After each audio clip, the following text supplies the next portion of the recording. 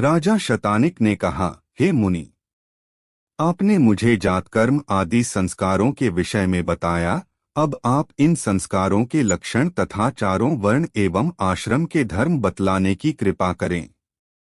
सुमंतु मुनि बोले, राजन, गर्भाधान, पुंसवन, सीमंतोन्नयन, जातकर्म, अन्नप्राशन, चूड़ाकर्म तथा यज्ञोपवीत आदि संस्कारों के करने से द्विजातियों के बीज संबंधी तथा गर्भ संबंधी सभी दोष निवृत्त हो जाते हैं।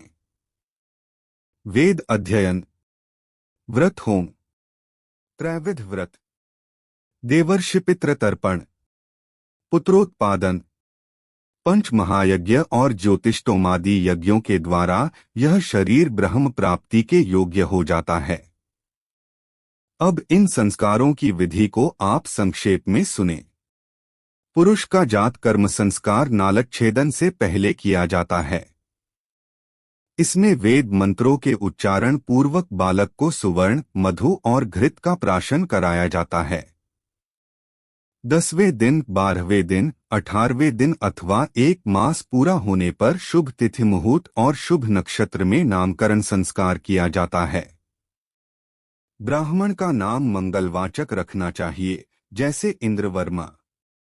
वैश्य का धनयुक्त, जैसे धनवर्मा, और शूद्र का भी यथाविधि देवदास आदि नाम रखना चाहिए। स्त्रियों का नाम ऐसा रखना चाहिए जिसके बोलने में कष्ट न हो, क्रूर न हो, अर्थ स्पष्ट और अच्छा हो, जिसके सुनने से मन प्रसन्न हो तथा मंगल सूचक एवं आशीर्वाद युक्त हो, जिसके अंत में आकार, ईकार आदि दीर्घ स्वर हों, जैसे यशोदा देवी आदि। जन्म से 12वें दिन अथवा चतुर्थ मास में बालक को घर से बाहर निकालना चाहिए, इसे निष्क्रमण कहते हैं। 6ठे मास में बालक का अन्नप्राशन संस्कार करना चाहिए।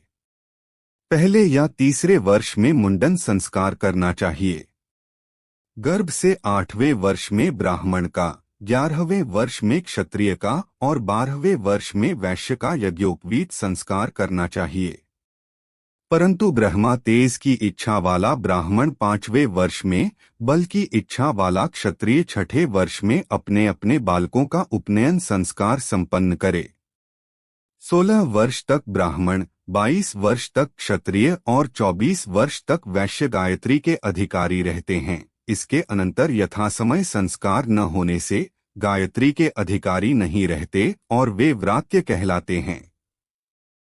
फिर जब तक व्रात्यस्तोम नामक यज्ञ से उनकी शुद्धि नहीं की जाती, तब तक उनका शरीर गायत्री दीक्षा के योग्य नहीं बनता। इन व्रात्यों के साथ आपत्ति में भी वेद आदि शास्त्रों का पठन पाठन अथवा विवाह आदि का संबंध नहीं रखना चाहिए। त्रैवर्णिक ब्रह्मचारियों को उत्तरीय के रूप में कृष्णमृग चर्म, रूरु नामक मृग का चर्म और बकरे का चर्म धारण करना चाहिए। इसी प्रकार सन, अलसी और भेंड़ के ऊन का वस्त्र धारण करना चाहिए।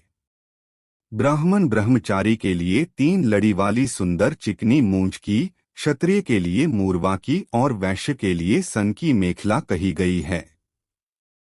मूंज आदि के प्राप्त न होने पर कुशा, अश्मंतक और बलवज नामक तृण की मेखला को 3 लड़ी वाली करके 1, 3 अथवा 5 ग्रंथियां उसमें लगानी चाहिए। ब्राह्मण कपास के सूत का, क्षत्रिय सन के सूत का और वैश्य भेंड़ के ऊन का यज्ञोपवीत धारण करें। ब्राह्मण बिल्व, पलाश या प्लक्ष का दंड जो सिर पर्यंत हो उसे धारण करे। क्षत्रिय बड़, खदिर या बेंत के काष्ठ का मस्तक पर्यंत ऊंचा और वैश्य पीलू वृक्ष की लकड़ी, गूलर अथवा पीपल के काष्ठ का दंड नासिका पर्यंत ऊंचा धारण करे। ये दंड सीधे, छिद्र रहित और सुंदर होने चाहिए। यज्ञोपवीत संस्कार में अपना अपना दंड धारण कर भगवान सूर्य नारायण का उपस्थान करे और गुरु की पूजा करे तथा नियम के अनुसार सर्वप्रथम माता, बहन या मौसी से भिक्षा मांगे। भिक्षा मांगते समय उपनीत ब्राह्मण वटु भिक्षा देने वाली से भवती भिक्षाम में देहि, क्षत्रिय भिक्षाम भवती में देहि तथा वैश्य भिक्षाम देहि में भवती, इस प्रकार से भवती शब्द का प्रयोग करे।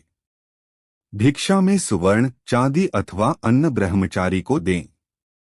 इस प्रकार भिक्षा ग्रहण कर ब्रह्मचारी उसे गुरु को निवेदित कर दे और गुरु की आज्ञा पाकर पूर्वाभिमुख हो आचमन कर भोजन करे।